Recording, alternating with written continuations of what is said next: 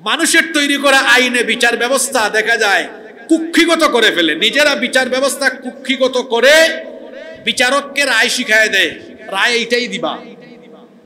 কে বলেন আছে না নাই? এইভাবে করে রায় দিয়ে তো, এইভাবে করে তো শাসক শ্রেণী থেকে বিচারকদেরকে ফোর্স করে আল্লামা সাঈদীকে যুদ্ধাপরাধী রাজাকার বানিয়ে ফাঁসির রায় দেওয়া হয়েছে। আল্লাহর আইনেই সুযোগ আছে যাচাই বাছাইয়ে, কিন্তু মানুষের তৈরি করা আইনে যে কোর্ট আদালত গুলো চলে ওখানে যাচাই বাছাইয়ের কোনো সুযোগও নাই। ওখানে আপনি দেখবেন যে সাক্ষী রাষ্ট্রপক্ষ নিয়ে এসেছে, রাষ্ট্রপক্ষ সাক্ষী নিয়ে এসেছে, কারো বিরুদ্ধে সাক্ষ্য দেওয়া হবে। এখন সাক্ষী আদালতে এসে যখন মিথ্যা সাক্ষ্য দেয় না, তখন রাষ্ট্র আবার তাকে গুম করে পাশের দেশে নিয়ে যায়। এই রকম বাংলাদেশে বুঝি হয় নাই? তার নাম কি? সুখরঞ্জন বালি। আমার তার সাথে দেখা হয়েছে, এই সুখরঞ্জন বালির সাথে আমার দেখা হয়েছে। আমি নিজে বাস্তবে তার সাথে কথা বলেছি। আমি জিজ্ঞেস করেছি যে কি কারণে আপনাকে গুম করা হয়েছে। সে নিজে লক্ষ লক্ষ মানুষের সামনে সেদিন জানাজায়ও বলেছে, আমি যখন মিথ্যা সাক্ষ্য দিতে চাই নাই তখন ভারতীয় বাহিনী আমাকে ভারতে গুম করে নিয়ে গিয়েছে। সম্মানিত মুসল্লিয়ানি কেরাম, মানুষ সামাজিক জীব। আমরা সবাই সমাজবদ্ধভাবে বসবাস করি। একটি সমাজে যত মানুষ বসবাস করে সকল মানুষের আচার আচরণ, মন মানসিকতা, চিন্তা ভাবনা একরকম না ভিন্ন রকম? সবার চিন্তা ভাবনা, সবার মন মানসিকতা, সবার চলন বলন, চলাফেরা উঠা বসা একরকম নয়। আপনার চিন্তা একরকম, আরেকজনের চিন্তা আরেক রকম। আপনার বৈশিষ্ট্য একরকম, আরেকজনের বৈশিষ্ট্য আরেক রকম। একটি সমাজে যখন বিভিন্ন আচরণের, বিভিন্ন বৈশিষ্ট্যের মানুষ বসবাস করে, তখন দেখা যায় যে পরস্পরের চিন্তার অমিল, ভিন্নতা থাকার কারণে কখনো কখনো মতবিরোধ দেখা দেয়। এই মতবিরোধ আবার কখনো কখনো ফিতনা ফাসাদ পর্যন্ত গড়ায়, কখনো কখনো সেটা আবার আরো বড় পর্যায়ে চলে যায়। সমাজের মানুষের আচার আচরণগত ভিন্নতা এবং মানুষের মধ্যে মন মেজাজের ভিন্নতার কারণে দেখা যায় সমাজে বিভিন্ন সময় বিভিন্ন ধরনের বিশৃঙ্খলা, ফিতনা, ফাসাদ কিংবা অপরাধ সংগঠিত হয়ে যেতে পারে। কিন্তু সেই সমাজ বা রাষ্ট্র ব্যবস্থায় যদি একটি শক্তিশালী বিচার ব্যবস্থা না থাকে, তাহলে সেই সমাজ বা রাষ্ট্র এটা ধ্বংসের মুখে, অস্থিতিশীল পর্যায়ে, এমনকি এমন এক বিশৃঙ্খল পরিস্থিতির দিকে যাবে যে সেখানে হানাহানি, মারামারি, বিশৃঙ্খলা, এমনকি গৃহযুদ্ধ এগুলো নিয়মিত লেগে থাকতেই পারে। সুতরাং বিচার ব্যবস্থা হচ্ছে একটি রাষ্ট্রের গুরুত্বপূর্ণ একটি জায়গা। এই জায়গাটি অর্থাৎ বিচার ব্যবস্থা যদি শক্তিশালী না থাকে, তাহলে যে কোনো রাষ্ট্র, যে কোনো দেশ ধ্বংসের কিনারে চলে যেতে পারে। সম্মানিত মুসল্লিয়ানি কেরাম, আপনারা সবাই জানেন যে প্রত্যেকটি রাষ্ট্রের সাধারণত তিনটি বিভাগ থাকে। কয়টি বিভাগ থাকে? আইন বিভাগ, নির্বাহী বা শাসন বিভাগ এবং বিচার বিভাগ। প্রত্যেকটি রাষ্ট্রের এই তিনটা বিভাগ থাকে: আইন বিভাগ, নির্বাহী বা শাসন বিভাগ এবং 3 নম্বর হচ্ছে বিচার বিভাগ। খেয়াল করে শুনুন, যে রাষ্ট্রে বা যে দেশে আল্লাহর আইন প্রতিষ্ঠিত নেই, সেই সকল রাষ্ট্রে মূলত জনগণের দ্বারা নির্বাচিত প্রতিনিধিগণ তারাই আইন প্রণয়ন করেন, আইন তারাই তৈরি করেন। এই আইনের ভিত্তিতে তারা শাসন ব্যবস্থা পরিচালনা করেন এবং মানুষের তৈরি করা আইনের ভিত্তিতে সেই রাষ্ট্রের বিচার ব্যবস্থাও পরিচালিত হয়। এটা হচ্ছে মানুষের তৈরি করা আইনের শাসন এবং বিচার ব্যবস্থার রূপ। আর তার বিপরীতে যেই রাষ্ট্র ব্যবস্থায় সরাসরি আল্লাহর আইন থাকে, সেখানে আইন প্রণয়নের ক্ষমতা কোনো শাসকের, কোনো জনপ্রতিনিধির থাকতে পারে না। বলেন তো, যদি কোনো রাষ্ট্র ব্যবস্থায় আল্লাহর আইন থাকে, তাহলে এমপি, মন্ত্রী, প্রধানমন্ত্রী, প্রেসিডেন্ট তারা কি আর ওই রাষ্ট্রে নিজেরা আইন বানাতে পারবে? পারবে না, এই সুযোগ নাই। এমনকি শাসন ব্যবস্থাও তখন পরিচালিত হয় আল্লাহর দেওয়া আইনের ভিত্তিতে। এবং যে রাষ্ট্রে আল্লাহর আইন প্রতিষ্ঠা থাকে, সেই রাষ্ট্রের বিচার ব্যবস্থাও তখন পরিচালিত হয় আল্লাহর আইনের ভিত্তিতে। মানুষের আইন আর আল্লাহর আইনের পার্থক্য এটা নিশ্চয়ই আপনারাও বুঝেন, কারণ আপনারা কেউ তো শিশু নন, সবাই এটা বুঝেন। মানুষের আইন আর আল্লাহর আইনের আমি 2-3টা মৌলিক পার্থক্যের কথা বলি। মানুষের তৈরি করা আইনে ভুল হয়ে যেতে পারে, এজন্য মানুষ কোনো আইন তৈরি করলে পরবর্তীকালে তা অ্যামেন্ডমেন্ট বা সংশোধনী আসে।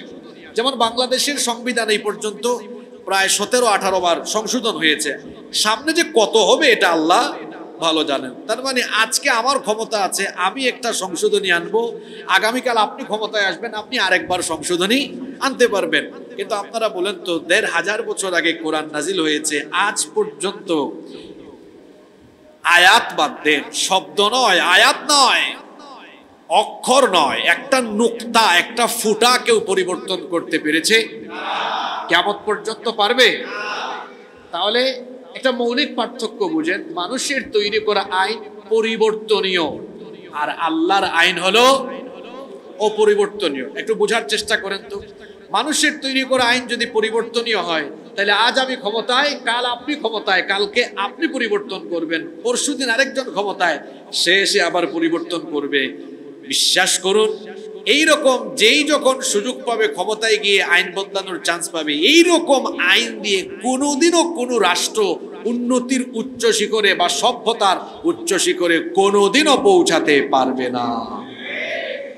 আর যদি আল্লাহর আইন থাকে, তাহলে আজকে আমি ক্ষমতায়, কালকে আপনি ক্ষমতায়, পরশুদিন আরেকজন ক্ষমতায়, ব্যক্তির পরিবর্তন হবে কিন্তু আইনের কোনো পরিবর্তন হবে না। এটা একটা বিষয়। 2, মানুষের আইনের সাথে আল্লাহর আইনের পার্থক্যটা দেখেন কোন জায়গায়। 2, মানুষের তৈরি করা আইনগুলো মানুষ তার নিজের স্বার্থে রচনা করে। আপনি যত যাই বলুন, এখানে বিভিন্ন দলের মানুষ আছেন, যত যাই বলুন আপনি বলবেন আমরা ক্ষমতায় গেলে এটা করব, ওইটা করব, এই আইন করব, ওই আইন করব, কিন্তু সবার আগে আপনি চিন্তা করবেন যে এই আইনটা থাকলে আমি আর আমার দলের লোক বেশি সুবিধা পাবে কি পাবে না। মানুষ আইন বানায় তার নিজের স্বার্থ, ব্যক্তি স্বার্থ, দলের স্বার্থ বিবেচনা করে, কিন্তু আল্লাহ তাআলা গোটা মানব জাতির জন্য এক রকমের আইন তৈরি করে দিয়েছেন। এখানে কোনো ধরনের ব্যক্তি স্বার্থ, গোষ্ঠী স্বার্থ, দলীয় স্বার্থ নাই। তাহলে মানুষের জন্য কল্যাণকর মানুষের আইন না আল্লাহর আইন? আমি বলছিলাম যে প্রত্যেকটা দেশে রাষ্ট্র কাঠামোতে 3টা বিভাগ থাকে। 1,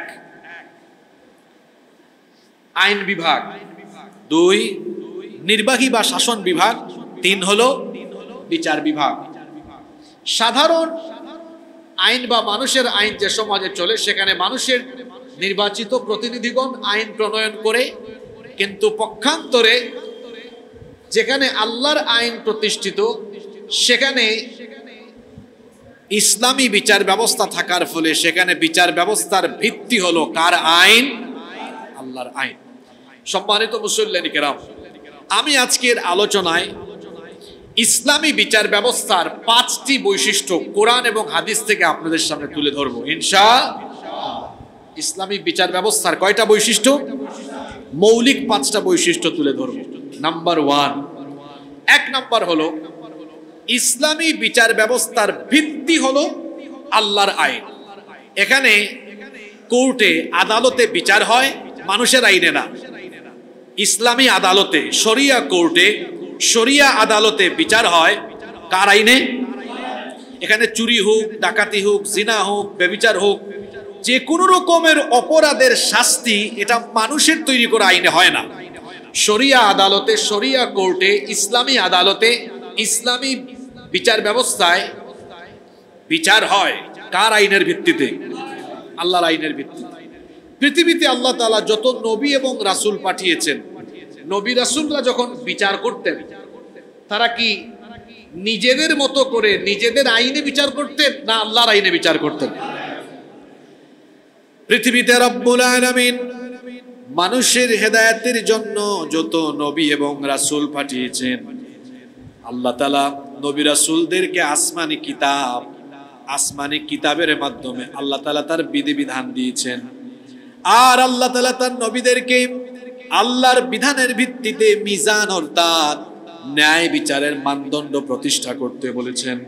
এজন্য রব্বুল আলামিন কোরআনে কারীমের 57 নম্বর সূরাতুল হাদীদের 25 নম্বর আয়াতে বললেন, লাকাদ আরসালনা রুসুলানা বিল বায়িনাতি ওয়া আনজালনা মাআহুমুল কিতাবা ওয়াল মিজানা লিয়াকুমান নাসা বিল কিসত। আল্লাহ তাআলা বলছেন, নিশ্চয়ই আমরা রাসূলগণকে সুস্পষ্ট প্রমাণাদি সহ প্রেরণ করেছি, আর তাদের সঙ্গে আমি কিতাব এবং মিজান দিয়েছি। তাদের সাথে আমি কিতাব আর মিজান নাযিল করেছি। কিতাব মানে হলো কার কিতাব? আল্লাহ বলছেন, আমি সকল রাসূলগণকে আমার কিতাব দিয়েছি, আর তাদেরকে আমি বলেছি আমার কিতাবের আইনের ভিত্তিতে মিজান অর্থাৎ ন্যায় বিচারের মানদণ্ড প্রতিষ্ঠা করো। আল্লাহ তাআলা বলছেন, আমি রাসূলগণকে কিতাব দিয়ে বলেছি মিজানের ভিত্তিতে লিয়াকুমান নাসু বিল কিসত, মানুষের মধ্যে তোমরা ন্যায় বিচার প্রতিষ্ঠা করো। আল্লাহ তাআলা সকল নবী এবং রাসূলকে একই রকমের আদেশ দিয়েছেন। এই ধারাবাহিকতায় আখেরি নবী, শেষ নবী আমাদের নবী মুহাম্মদুর রাসূলুল্লাহ সাল্লাল্লাহু আলাইহি ওয়াসাল্লামকে আল্লাহ একই কথা বললেন।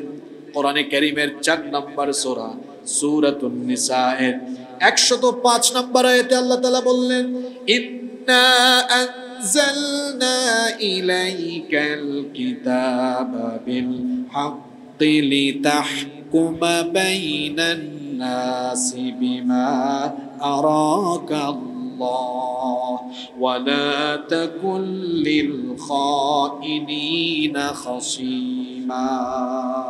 আল্লাহ তাআলা বলছেন, নিশ্চয়ই আমি আপনার প্রতি সত্য সহকারে কিতাব নাজিল করেছি, যাতে আপনি সে অনুযায়ী মানুষের মধ্যে বিচার ফয়সালা করতে পারেন।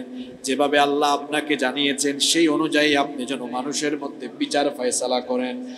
আল্লাহ তাআলা কোরআনে কারীমের 5 নম্বর সূরা সূরাতুল মাইদা এর 42 নম্বর আয়াতে আরো বললেন, ওয়া ইদা হাকামতা ফাহকুম বাইনাহুম বিল কিসতি ইন্নাল্লাহা ইউহিব্বুল মুকসিতিন।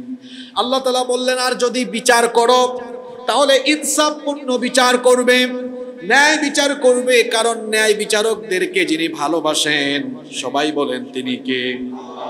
রব্বুল আলামিন কোরআনে কারীমের 5 নম্বর সূরা সূরাতুল মাইদা এর 49 নম্বর আয়াতে আরো বললেন, ওয়া আনিহকুম বাইনাহুম বিমা আনজালাল্লাহ, আর তুমি আল্লাহর দেওয়া বিধান অনুযায়ী তাদের মধ্যে ফয়সালা করবে। তাহলে নবীদেরকে আল্লাহ আদেশ দিয়েছেন যে মানুষের মাঝে বিচার ফয়সালা করতে হয়, করতে হবে কার দেওয়া আইনে? জোরে বলেন, কার দেওয়া আইনে? আপনারা মনে হয় আল্লাহর আইনে বিচার চান না? জোরে বলেন, চান কি চান না? যারা চায় না বাংলাদেশে, আমি একটা কথা আজকে বলি, বাংলাদেশে তো সাধারণ আদালত আছে, প্রচলিত আদালত আছে, কিন্তু এই দেশের 90% মানুষ মুসলমান।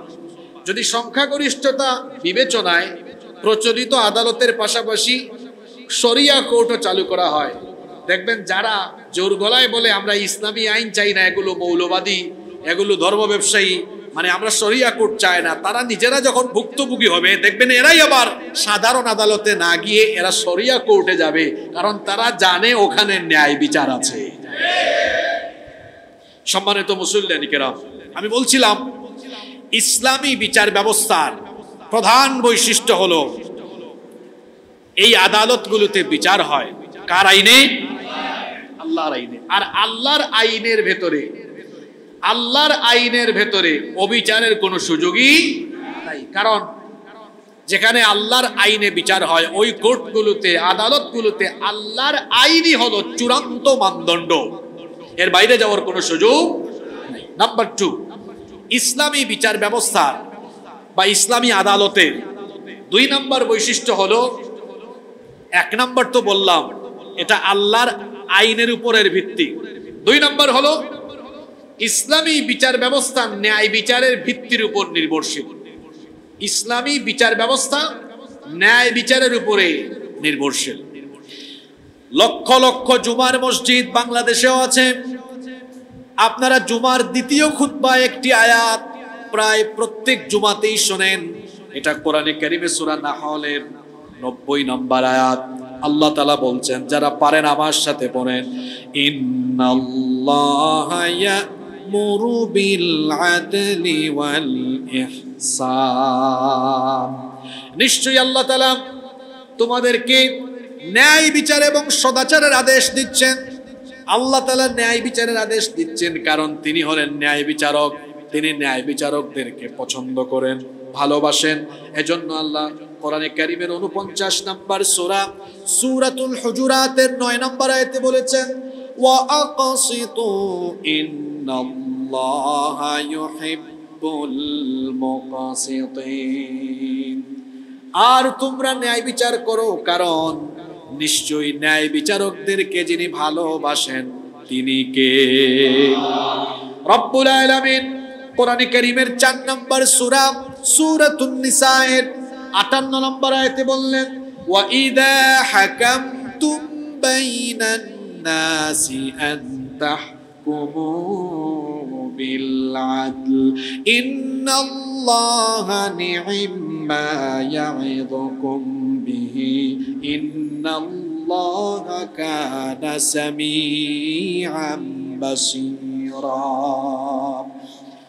আর যখন তোমরা মানুষের মধ্যে বিচার ফয়সালা করবে, তখন ন্যায় বিচার করবে, কারো উপরে অবিচার করবে না। এই হুকুমটা কার? যেই আদালত আল্লাহর আইনে চলে, সেই আদালতের 2 নম্বর বৈশিষ্ট্য হলো, সেই আদালতের ন্যায় বিচার ছাড়া কখনো অবিচার সেখানে হয় না, ন্যায় বিচার সেখানে প্রতিষ্ঠা হয়। আর সেই আদালতগুলোতে যারা বিচারক থাকে তারাও ন্যায় বিচারক হয়, তারাও কখনো অন্যায়ের আশ্রয় নেয় না। আল্লাহর নবীও বলেছেন, ইন্নাল্লাহা মাআল কাদি মা লাম ইয়াজুর। যতক্ষণ পর্যন্ত একজন বিচারক ন্যায় বিচার করে, ততক্ষণ পর্যন্ত আল্লাহ ওই ন্যায় বিচারকের সাথে থাকেন, অর্থাৎ আল্লাহর রহমত ওই বিচারকের সাথে থাকে। ফাইদা জারা বারি আল্লাহু মিনহু ওয়া আলজামাহুশ শাইতান। আর যখন কোনো বিচারক ন্যায় বিচার ত্যাগ করে, আল্লাহর রহমত থেকে ওই ন্যায় বিচারক বঞ্চিত হয়, তখন শয়তান তার সাথী হয়ে যায়। তাহলে ন্যায় বিচারকের বন্ধুকে, ন্যায় বিচারকের উপরে কার রহমত? আর যারা বিচারকের চেয়ারে বসে অবিচার করে, এই হাদিস অনুযায়ী এরা হচ্ছে মানুষরূপী আস্ত একটা শয়তান। আল্লাহ রাসূল বলেছেন, ওয়া আলজামাহুশ শাইতান। এদেরকে শয়তান স্পর্শ করে, শয়তান তাকে তার মুরিদ বানায়, বন্ধু বানায়। এই রকম মানুষরূপী শয়তান বিচারক বাংলাদেশে আমরা দেখি নাই তো? জোরে বলেন, দেখি নাই তো? কত ভালো ভালো ব্যক্তিদেরকে আমরা যদি বলি যে কোরআনের যুগশ্রেষ্ঠ খাদেম আল্লামা সাঈদীকে যুদ্ধাপরাধী, মানবতা বিরোধী বানিয়ে রায় দিয়ে তারপর আবার গর্ব করে বলেছে, আমি সাঈদীকে ফাঁসি দিয়েছি। আছে না নাই? জোরে বলেন, আছে না? শয়তানও মাঝে মাঝে হাসে যে আমার থেকে বড় শয়তানি সে কিভাবে নিয়ে গেল, আমার তো তার কাছে মুরিদ হওয়া দরকার। একটা হাদিস আমার মনে পড়ে গেল, আপনি যদি কোনো সম্মানওয়ালা মানুষকে অসম্মান করেন, আল্লাহ তাআলা দুনিয়াতে আপনাকে অসম্মান করে ছাড়বেন, এই দায়িত্ব নিয়ে নেন কে?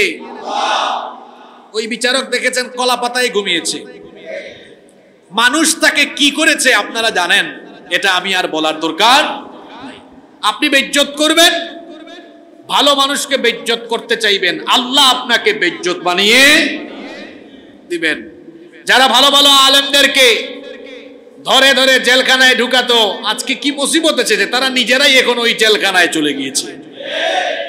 সম্মানিত মুসল্লিয়ানি কেরাম, আমি বলছিলাম ইসলামী বিচার ব্যবস্থার 2 নম্বর বৈশিষ্ট্য হলো এটা ন্যায় বিচারের উপরে নির্ভরশীল। এমনকি ইসলামী আদালতে, শরিয়া কোর্টে এমন ন্যায় বিচার হয় যেখানে যেখানে শাসক বা রাষ্ট্রপ্রধানও তার ক্ষমতার বলে তিনি কখনো রায় তার পক্ষে নিতে পারবেন। এই রকমেরই একটা ঘটনা আমার মনে পড়ে গেল। খোলাফায়ে রাশেদার সময়ও এই উজ্জ্বল দৃষ্টান্তগুলো ছিল। ইসলামের চতুর্থ খলিফা সাইয়্যিদিনা শেরে খুদা আলী রাদিয়াল্লাহু আনহু, তার শাসন আমলে তিনি একবার বাজারে গেলেন। বাজারে গিয়ে দেখলেন একজন খ্রিস্টান লোক লোহার বর্ম বিক্রি করছে। তিনি গিয়ে দেখলেন আলী রাদিয়াল্লাহু আনহু লক্ষ্য করলেন কিছুদিন আগে তার একটি লৌহ বর্ম হারিয়ে গিয়েছিল। সেই লৌহ বর্ম এই খ্রিস্টান লোকটি বিক্রি করছে। আলী রাদিয়াল্লাহু আনহু লোকটিকে বললেন, এটা তো আমার বর্ম, তুমি এটা পেয়েছো কোথায়? ওই খ্রিস্টান লোকটি বলল, এটা আপনার বর্ম হতে যাবে কেন? এটা তো আমার বর্ম। এখন বর্ম হলো একটা, আর মালিক দাবি করে কয়জন? বলেন দেখি, বর্ম হলো কয়টা আর মালিকানা দাবি করে কয়জন? দুইজনেই বলে বর্ম তার, কিন্তু বর্ম তো একটা। এখন এটার ফয়সালার জন্য আলী রাদিয়াল্লাহু আনহু বললেন, চলো তাহলে আমরা আদালতে যাই। আমরা নিজেরা ঝগড়া করে লাভ নাই, আদালতে বিচারের মাধ্যমে ফয়সালা হয়ে যাবে এই বর্মটির মালিকানা আসলে কার। উভয়ই তারা আদালতে গেলেন। দেখেন আদালতে 2 ব্যক্তি গেলেন, একজন হচ্ছেন আমিরুল মুমিনিন, একজন হচ্ছেন রাষ্ট্রের খলিফা নিজে, আর একজন সাধারণ প্রজা, মুসলমান না অমুসলিম। আদালতে গেলেন, তখন বিচারক ছিলেন কাজী শুরাইহ। কাজী শুরাইহ বললেন, আপনাদের মামলা কি, অভিযোগ কি, সমস্যা কি? তখন তারা বললেন যে এই বর্মটি। আলী রাদিয়াল্লাহু আনহু বললেন আমার। আবার ওই খ্রিস্টান লোকটি বলল, না এটা হলো আমার। তখন আলী রাদিয়াল্লাহু আনহুকে বিচারক বললেন, আচ্ছা আপনি যে দাবি করছেন লৌহ বর্মটি আপনার কি কোনো সাক্ষী আছে নাকি, প্রমাণ আছে নাকি? বিচারক প্রশ্ন করছেন সাধারণ কোনো ব্যক্তিকে নয়, যাকে প্রশ্ন করছেন তিনি হচ্ছেন রাষ্ট্রপ্রধান। আপনি পারবেন রাষ্ট্রপ্রধান বাদ দেন, কমিশনারকেই প্রশ্ন করতে? কিন্তু ফাটাই ফেলবে আপনার। আর দেখেন ইসলামী আদালতে বিচার হচ্ছে, বিচারক রাষ্ট্রপ্রধানকে বলছেন আপনার কোনো প্রমাণ আছে? আলী রাদিয়াল্লাহু আনহু তখন বললেন, মুচকি হেসে দিয়ে বললেন, অবশ্যই প্রমাণ আছে। তিনি বললেন, বিচারক তখন বললেন, ঠিক আছে আপনার প্রমাণ তাহলে নিয়ে আসেন। আলী রাদিয়াল্লাহু আনহু বললেন, আমার 2 জন সাক্ষী আছে। বিচারক বললেন, কারা কারা আপনার সাক্ষী? তিনি বললেন, 1 নাম্বার সাক্ষী হলো আমার ছেলে, 2 নাম্বার সাক্ষী হলো আমার ঘরের চাকর। তখন কাজী বললেন, আপনি কি জানেন না আল্লাহ রসুল আমাদেরকে শিখিয়েছেন পিতার ব্যাপারে পুত্রের সাক্ষী গ্রহণযোগ্য, মালিকের ব্যাপারে চাকরের সাক্ষী গ্রহণযোগ্য নয়। কারণ চাকর তো চাকরি টিকানোর জন্য মালিকের পক্ষে বলবে, আবার বাপ ও ছেলের পক্ষে বলতে পারে। সুতরাং এটা ইসলামী আদালত, এই আদালতে বিচার হয় আল্লাহর আইনে, রসুলের তরিকায়। রাষ্ট্রপ্রধান খলিফা আপনি কি জানেন না আল্লাহর রসুলের বিচারে কিন্তু এগুলো। তখন খলিফা বললেন, তাহলে তো আমার ছেলে আর আমার চাকর ছাড়া আর কেউ আমার সাক্ষী নাই। তখন বিচারক বললেন, তাহলে প্রমাণ হয়ে গেল এই বর্মের উপরে আপনারও কোনো মালিকানা নাই। তিনি রায় দিয়ে দিলেন খ্রিস্টানের পক্ষে। এই খ্রিস্টান লোক তো অবাক, বিচার এখানেই শেষ। আলী রাদিয়াল্লাহু আনহু বিচার মেনে নিলেন। এই লোকটা যখন চলে যাচ্ছিল মাঝপথ থেকে ফিরে আসলো, এসে বলল, আমি ইসলামের এই সৌন্দর্যে বড় অবাক হয়েছি।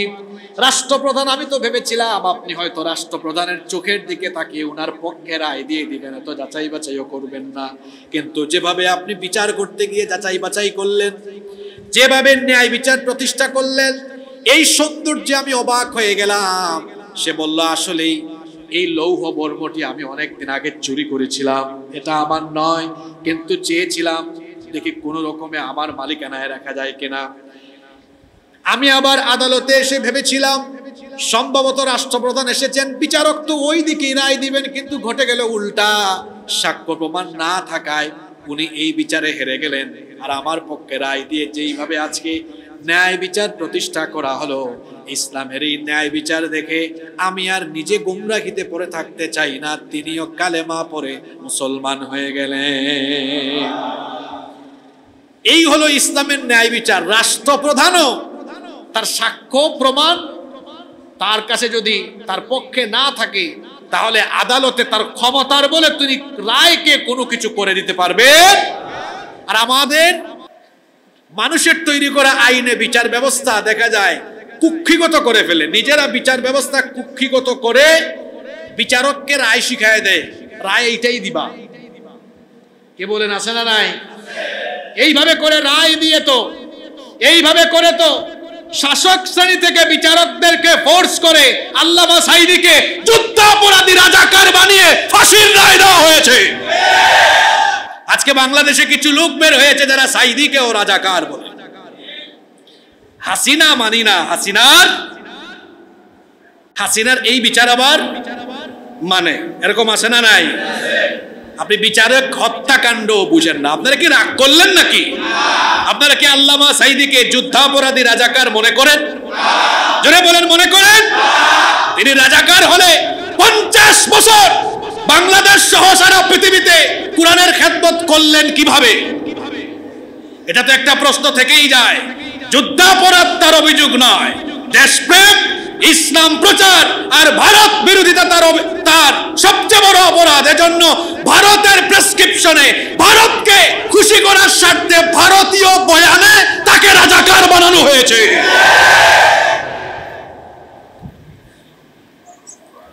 যারা বাংলাদেশকে বিভক্ত করে এই বয়ানে বাংলাদেশের মানুষকে বিভক্ত রাখতে চায়, পুরনো ইতিহাস থেকে শিক্ষা নেন। গতকাল আমি আর আমার কিছু সফর সঙ্গী আমরা শহরের বিভিন্ন জায়গায় কিছু কাজে বের হয়েছিলাম। তো রাস্তাঘাটে দেখলাম গত বছরের জুলাইয়ে ছেলেরা ওই যে দেয়ালে দেয়ালে লিখে রাখছিল না, এটাও কিন্তু একটা বড় প্রতিবাদ। এই লেখাগুলো দেয়ালে দেয়ালে এখনো আছে না নাই? ক্ষমতার জন্য বাজে কথা বলার আগে ওই বাড়ি থেকে বের হয়ে যে দেয়ালগুলো পড়ে চোখে পড়ে ওই দেয়ালগুলোর দিকে তাকাবেন, যে ক্ষমতার অপব্যবহার আর বিভাজনের রাজনীতি করলে পরিণতি কি হতে পারে তার দেয়ালের লেখাগুলো দেখে শিক্ষা নেই। এখনো তো লেখাগুলো মুছা হয় নাই। এজন্য আমি সরকারকে বলবো যে ছেলেরা যে লেখাগুলো লিখেছে, অন্তত রাজনীতিবিদদের শিক্ষার জন্য এই লেখাগুলো কয়েক বছর সংরক্ষণ করে রাখা উচিত। দেখা উচিত যে ক্ষমতায় গিয়ে ক্ষমতার অপব্যবহার করলে মানুষ যখন খুবে ফেসে উঠে, তখন মানুষ এই রকম লিখে লিখে প্রতিবাদ জানায়। এখনো দেখবেন ওয়ালে ওয়ালে লেখাগুলো আছে না? জোরে বলেন, আছে না? সম্মানিত মুসল্লিয়ানি কেরাম, আমি বলছিলাম ইসলামিক বিচার ব্যবস্থার কথা। ইসলামী আদালতে, শরিয়া কোর্টে, শরিয়া আদালতে ন্যায় বিচার হয়, এখানে অবিচারের কোনো সুযোগই নাই। নাম্বার 3, ইসলামী আদালতের, ইসলামী বিচার ব্যবস্থার 3 নম্বর বৈশিষ্ট্য হলো এখানে সমতা আছে। কোরআনী বিচার ব্যবস্থায় সব মানুষ সমান। এখানে রাজা, প্রজা, ধনী, গরিব, শক্তিশালী, দুর্বল, নারী, পুরুষ, আল্লাহর আইনে সবাই সমান। বিষয়টা এমন নয় যে এমপি সাহেবের ভাইয়ের বিরুদ্ধে মামলা হয়েছে, এখন এই মামলার রায়টা একটু হালকা করে দেওয়া দরকার। প্রধানমন্ত্রীর নিকটাত্মীয়, বিচারের রায়টা হালকা করে দেওয়া দরকার। ওইটা ওই মানুষের তৈরি করা আদালতে হইতে পারে, কিন্তু ইসলামী আদালতে সে প্রধানমন্ত্রীর ভাই না, প্রধানমন্ত্রী হলেও কোনো ছাড় দেওয়া হবে না। আল্লাহ তাআলা কোরআনুল কারীমের 4 নম্বর সূরা সূরাতুন নিসা এর 135 নম্বর আয়াতে কি বললেন শুনেন, ইয়া আইয়ুহাল্লাযীনা আমানু কুনু কাওয়ামিনা বিল কিসতি শুহাদা লিল্লাহ। আল্লাহ তাআলা বলছেন, হে ঈমানদারেরা, আল্লাহর জন্য সাক্ষী রূপে তোমরা ন্যায় বিচারের উপরে সুপ্রতিষ্ঠিত থাকবে। ওয়ালাউ আলা আনফুসিকুম আবিল ওয়ালিদাইনি ওয়াল আকরাবিন। ন্যায় বিচার কায়েম করতে গিয়ে আয়াতটা ভালো করে শুনেন, আল্লাহ তাআলা বলছেন ন্যায় বিচার কায়েম করতে গিয়ে যদি তোমাদের নিজেদের অথবা তোমাদের বাপ মা কিংবা নিকটাত্মীয়ের বিরুদ্ধেও যেতে হয়, ন্যায় বিচার কায়েম করতে হলে মা বাপ কিংবা আত্মীয়দের বিরুদ্ধে গেলেও ন্যায় বিচার করো। এই হুকুমটা কার? আল্লাহ তাআলা আয়াতে বললেন ন্যায় বিচার প্রতিষ্ঠা করতে গিয়ে তোমার নিজের বাবা, তোমার নিজের মা, এমনকি আত্মীয় স্বজনও যদি হয় কোনো ছাড় দেওয়া যাবে না। ন্যায় বিচার প্রতিষ্ঠা করতে হবে। ন্যায় বিচারের ক্ষেত্রে কাউকে ছাড় দেওয়া যাবে। ইয়াকুন গানিয়ান আও ফাকিরান, যদি কেউ ধনী হয় অথবা কেউ গরিব হয়, এগুলো বিবেচনা করে অথবা ফালা তাত্তাবিউল হাওয়া আন তা'দিলু, তোমরা প্রবৃত্তির অনুসরণ করে ন্যায় বিচার প্রতিষ্ঠা করো না। অর্থাৎ দুনিয়াবি বিনিময় গ্রহণ করে ন্যায় বিচারকে ভুলুণ্ঠিত করে দিও না। এই রকম বিচারের নমুনা আমরা দেখেছি। আল্লাহর রাসূলের সময়ও একটা ঘটনা মনে পড়ে গেল, ভালো করে শুনেন। আল্লাহর নবীর আদালতে একবার এক মহিলাকে আনা হলো। এই মহিলা হচ্ছেন এক নামি দামি বংশের, নামি দামি গোত্রের নারী, মাখজুমিয়া গোত্রের কুরাইশি একজন নারী। তার অপরাধ ছিল তিনি চুরি করেছেন। চুরির অপরাধে তাকে আদালতে তোলা হলো। সাহাবায়ে কেরাম পারস্পরিক কথাবার্তা বলছেন, এত নামি দামি বংশের মহিলা, আল্লাহর নবী যদি বিচার করতে গিয়ে এই মহিলার ব্যাপারে হাত কাটার রায় দিয়ে দেন, ওই বংশের কোনো মান ইজ্জত থাকবে না। সাহাবায়ে কেরাম কথা বলছেন, কেউ একজন নবীজির কাছে সুপারিশ নিয়ে যাও, যাতে নবীজি এই বংশের কথা বিবেচনা করে মহিলার ব্যাপারে রায় একটু হালকা করে দেন। কিন্তু কে রাসূলের কাছে এই সুপারিশ নিয়ে যাবে, কারো সাহস হয় না। সাহাবায়ে কেরাম পরামর্শের ভিত্তিতে সিদ্ধান্ত নিলেন, যেহেতু নবীজি উসামা ইবনে যায়েদ রাদিয়াল্লাহু আনহুকে মহব্বত করেন, উসামা ইবনে যায়েদ রাদিয়াল্লাহু আনহু যদি যান, হয়তো নবীজি বিবেচনা করতে পারেন। উসামা ইবনে যায়েদ রাদিয়াল্লাহু আনহু নবীজির কাছে যখন এই সুপারিশ নিয়ে গেলেন, আল্লাহর নবী তখন সকল সাহাবীদেরকে ডেকে বললেন, সাহাবীরা এত বড় দুঃসাহস কি করে দেখালে? শুধুমাত্র একটা বংশ, মর্যাদা সম্পন্ন বংশ হওয়ার কারণে বংশের দিক বিবেচনা করে এই নারীর বিচারের রায় হালকা করে দেওয়ার জন্য আমাকে তোমরা সুপারিশ কি করে করতে পারলে? সাহাবীরা শোনো, যদি আজকে আদালতের কাঠগড়ায় এই মহিলা না হয়ে আমার নিজের কলিজার টুকরা মেয়ে ফাতেমাও হতো, আমার মেয়ের কারণে অন্তরে কোনো দয়া মায়া আমি দেখাতাম না, বরং বিচার করার সময় আমি আমার মেয়ের ব্যাপারেও হাত কাটার রায় দিয়ে আমি জল্লাদের কাছে হাত কাটার দায়িত্ব দিতাম না। কারণ জল্লাদ ভাবতো রাষ্ট্রপ্রধানের মেয়ে, নবীর মেয়ে, হাত কাটবো কেমনে? কাটার সময় সে একটু দ্বিধার মধ্যে থাকতে পারে। এজন্য আমি রায় দিয়ে আমার মেয়ের বেলায় দায়িত্ব জল্লাদের হাতে না নিয়ে আল্লাহর আইনকে প্রতিষ্ঠার জন্য আমি বাপ হয়ে নিজের মেয়ের হাত আমি নিজেই কেটে ফেলে দিতাম। এটা হলো ইসলামী বিচারের বৈশিষ্ট্য। সে আমার ছেলে হোক, মেয়ে হোক, বাপ হোক, মা হোক, আত্মীয় স্বজন হোক, আল্লাহর আইনে সবাই সমান। আল্লাহর আইনে সবাই, এখানে দয়া মায়া দেখানোর কোনো সুযোগই। নাম্বার 4, ইসলামী বিচার ব্যবস্থা, শরিয়া কোর্ট, শরিয়া আদালতে 4 নম্বর বৈশিষ্ট্য হলো এখানে বাদী এবং অভিযুক্ত উভয় পক্ষের অধিকার রক্ষা করা। কথাটা শোনেন, বাদী এবং বিবাদী দুইজনকেই সুযোগ দেওয়া হয়। কিভাবে? যিনি বাদী আছেন তার অভিযোগ শোনা এবং প্রমাণ উপস্থাপনের পরিপূর্ণ সুযোগ দেওয়া হয়, যাতে ন্যায় বিচার প্রতিষ্ঠিত হয়। শুধু তাই নয়, এক্ষেত্রে বাদীর বক্তব্য যাচাই বাছাইয়ের ব্যবস্থা রয়েছে। তাছাড়া যিনি অভিযুক্ত থাকবেন, অভিযুক্তকেও এই সুযোগ দেওয়া হবে।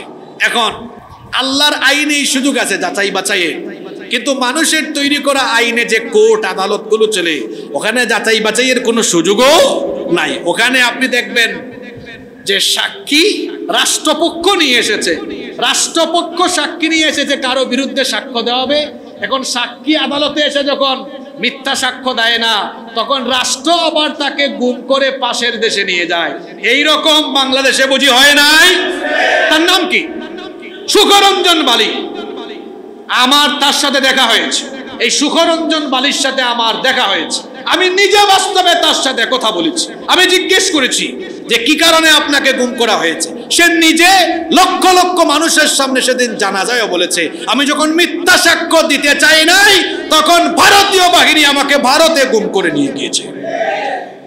সম্মানিত মুসল্লিয়ান কিরাম, আমি বলছিলাম ইসলামী বিচার ব্যবস্থায়, শরিয়া কোর্টে, আদালতে এই রকম বিচারে হস্তক্ষেপ করার কারো কোনো সুযোগ নাই। যাচাই বাছাই হবে, সাক্ষ্য প্রমাণের ভিত্তিতে, আল্লাহর আইনের ভিত্তিতে সেখানে ফয়সালা হয়।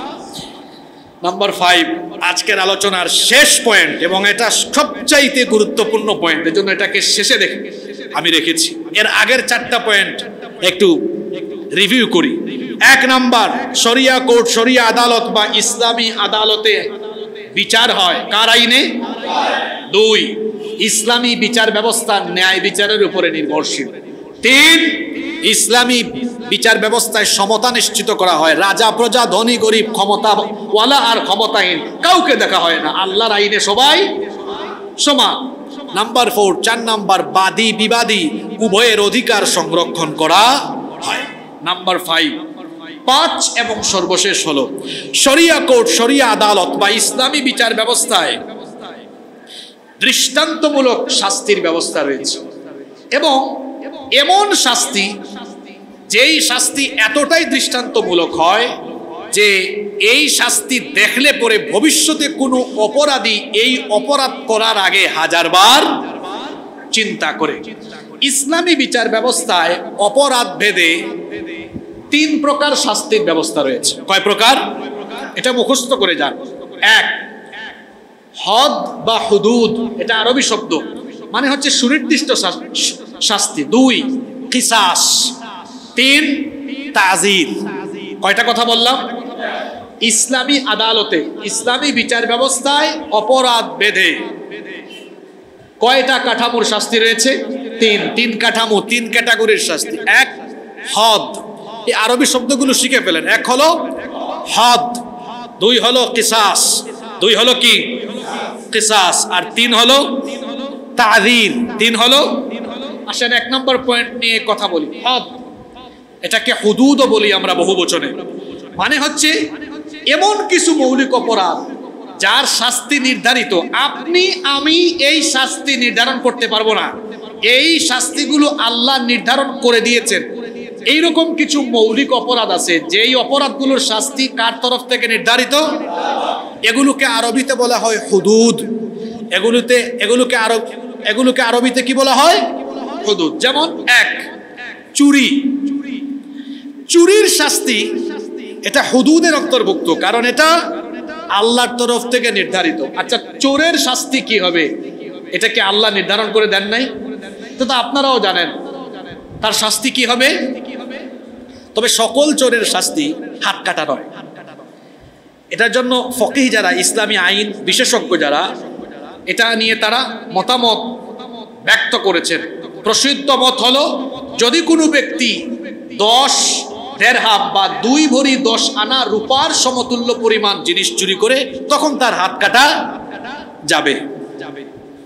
তো এই যে চুরির বিচার, আমাদের দেশে অনেক ধরনের চুরি হয়। যেমন মসজিদ থেকে 1 জোড়া জুতা চুরি হয়ে গিয়েছে, এটাও তো চুরি।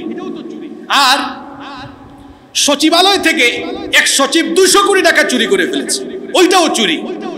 এখন বলেন তো, 2 চোরের ক্যাটাগরি কি সমান? মসজিদের জুতা চোর এটা অশিক্ষিত চোর, আর সচিবালয়ের চোর এটা কি চোর? এখন বলেন তো, দেশের জন্য বিপজ্জনক মসজিদের জুতা চোর না ওই শিক্ষিত চোর? কথা বলেন না কেন? যদি এইরকম কয়েকটা শিক্ষিত চোরকে বাংলাদেশের আদালত প্রাঙ্গণে জনসম্মুখে হাত কেটে দেওয়া হতো, বাদ বাকি যত শেষরা চোর আছে সবগুলো একদম তারের মতো সুদা হয়ে যেত। বিচার কি হয়? বিচার তো হয় না।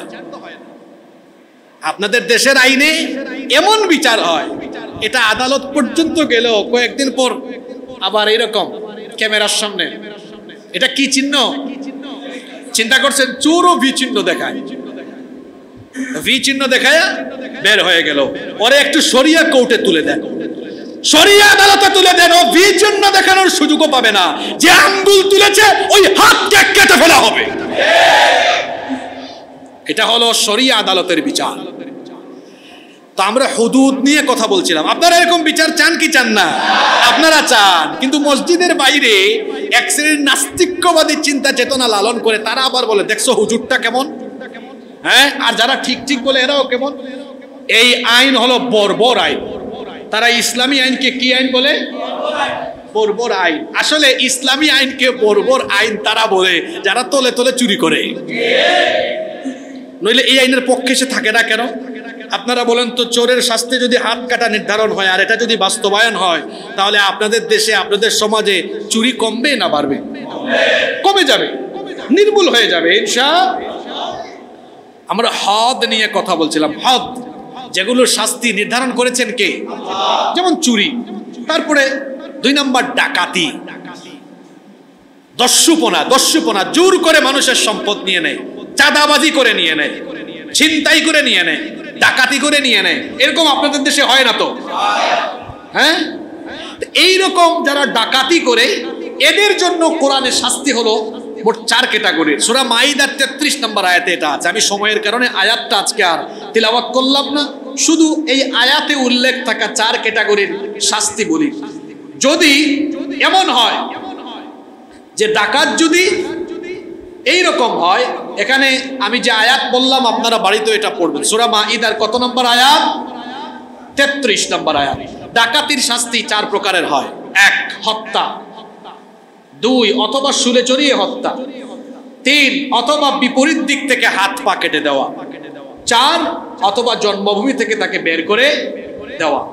এই 4 প্রকার শাস্তি ডাকাতির সাথে সম্পর্কিত। ডাকাত যদি শুধু হত্যা করে অর্থ সম্পদ ছিনিয়ে নেয়, তাহলে তার ব্যাপারে হত্যা অর্থাৎ রায় হবে মৃত্যুদণ্ড, তাকে হত্যা করা হবে। যদি হত্যা ও অর্থ সম্পদ ছিনিয়ে নিয়ে থাকে, দুইটাই নেয়। প্রথমটা কি বললাম? যদি হত্যা করে কিন্তু সম্পদ ছিনিয়ে না নেয়। মনে করেন আসছে ডাকাতি করতে, লোকটা বাধা দিয়েছে, কি করে ফেলছে? মেরে ফেলছে, কিন্তু এখন আশপাশে মানুষ চলে আসতেছে, সম্পদ আর নিয়ে যায় নাই, তাহলে লোকটা খুন করেছে কিন্তু সম্পদ নিয়ে যেতে পারে নাই। তখন আল্লাহর আইন বলে, কোরআনের আইন বলে, তখন তাকে হত্যা করা হবে, মৃত্যুদণ্ড দেওয়া হবে। 2, হত্যাও করেছে, যাওয়ার সময় সম্পদও নিয়ে গিয়েছে, তার মৃত্যুদণ্ড এত সহজ না, তাকে শুলে চড়িয়ে মৃত্যুদণ্ড দেওয়া হবে। এরপরে 3 নাম্বার, যদি হত্যা না করে শুধুমাত্র অর্থ সম্পদ ছিনিয়ে নিয়ে যায়, হত্যা করে নাই, লুট করে নিয়ে গিয়েছে, তাহলে বিপরীত দিক থেকে তার হাত পা কেটে দেওয়া হবে। আর যদি হত্যা ও অর্থ সম্পদ ছিনিয়ে নেওয়ার মতো কিছুই করে নাই, ভয়ভীতি দেখিয়েছে, তাহলে এই আয়াতে বলা হয়েছে জন্মভূমি থেকে তাকে কি করে দেওয়া হবে? কয় রকম শাস্তি ডাকাতি? আবার উল্লেখ করছি। 1, আসছিল ডাকাতি করতে কিন্তু বাধা দিয়েছে, হয়তো হত্যা করেছে, সম্পদ নিয়ে যেতে পারে নাই, মৃত্যুদণ্ড। 2, হত্যাও করেছে, সম্পদও নিয়ে গিয়েছে, শুলে চড়িয়ে হত্যা করতে হবে। তারপরে 3, হত্যা করে নাই কিন্তু নিয়ে চলে গিয়েছে সম্পদ, তখন তার বিপরীত দিক থেকে হাত পা কেটে দেওয়া হবে। 4, হত্যাও করে নাই, সম্পদও ছিনিয়ে নেয় নাই, ভয় দেখিয়েছে, তাকে জন্মভূমি থেকে বের করে দিতে হবে। বলেন তো, এই যে 4টা শাস্তির কথা বলা আছে, আপনাদের দেশের আদালতে কি এই 4টা শাস্তির কার্যকরের ব্যবস্থা আছে? যদি শরিয়া আদালতে এই 4টা শাস্তি ডিরেক্ট প্রয়োগ করা হয়, আপনাদের দেশে ডাকাতি আর চাঁদাবাজি যারা করে সাহস করতে পারবে? জোরে বলেন, সাহস করতে পারবে? একটু ধরে বিপরীত দিকে হাত পা কেটে দেন না, একটু শুলে চড়িয়ে একটা মৃত্যুদণ্ড দেন না, দেখবেন সব একদম সোজা হয়ে যাবে।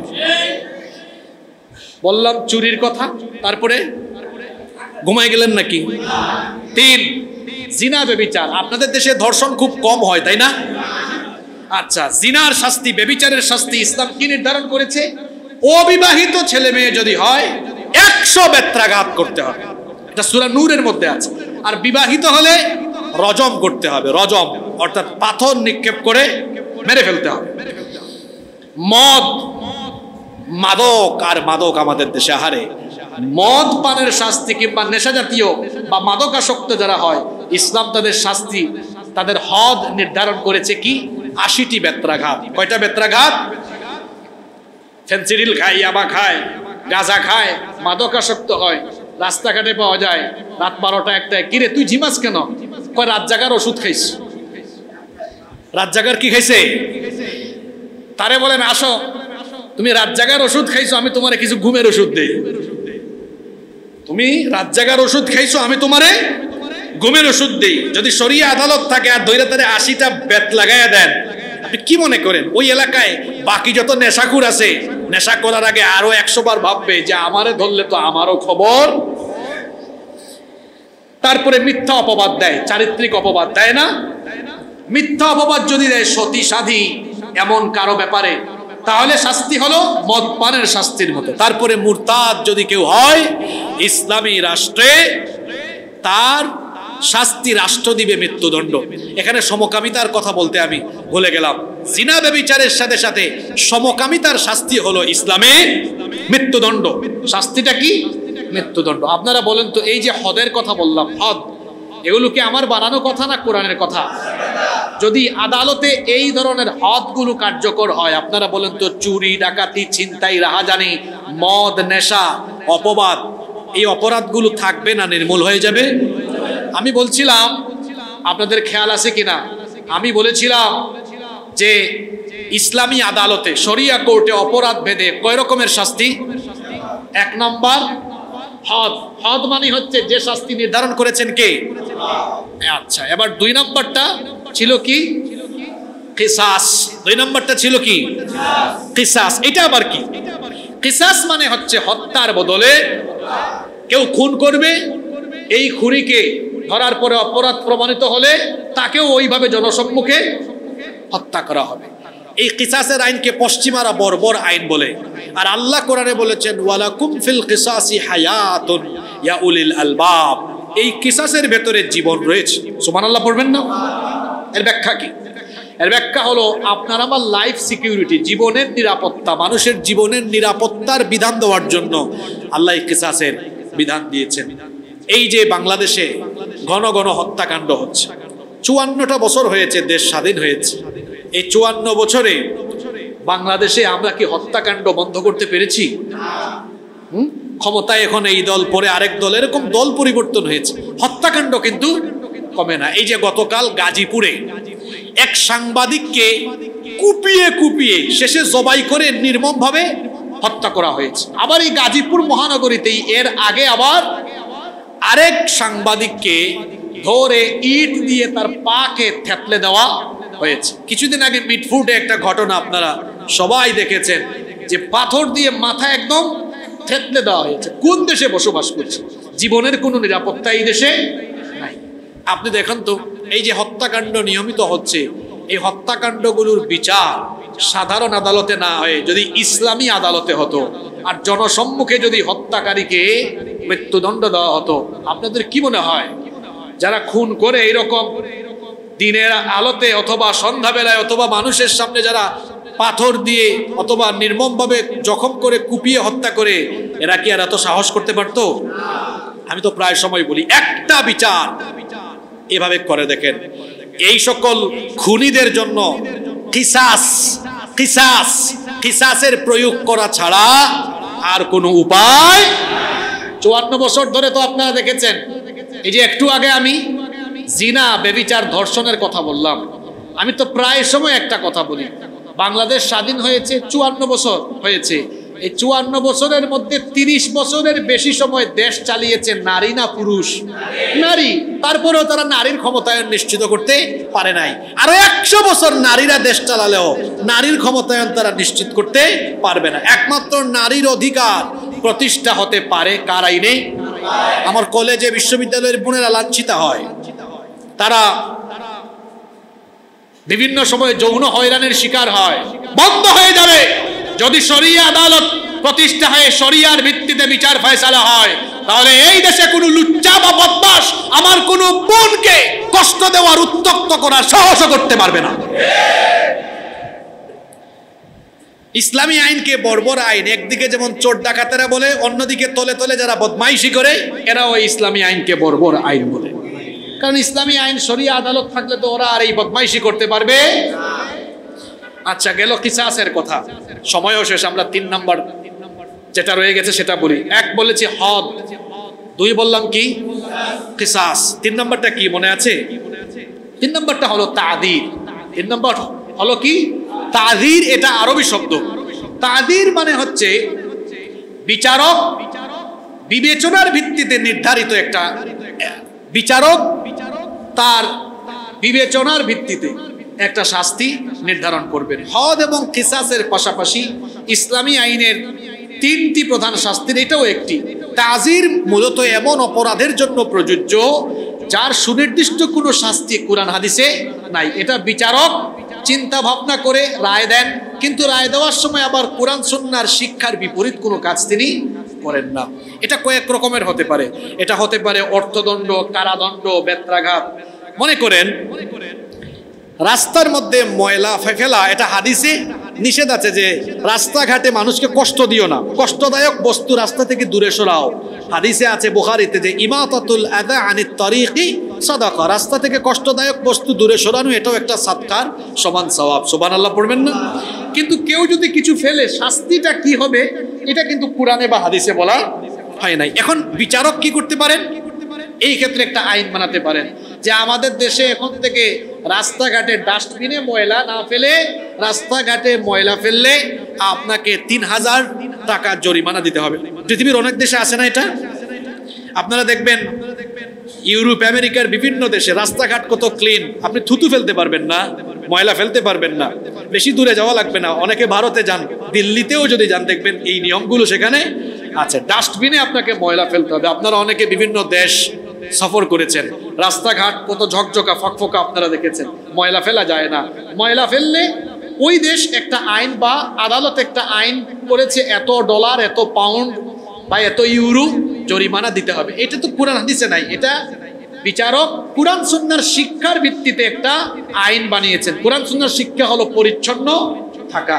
তো আমাদের দেশেও যদি এরকম আইন থাকতো, মানুষ কি রাস্তাঘাটে ময়লা ফেলতে পারতো?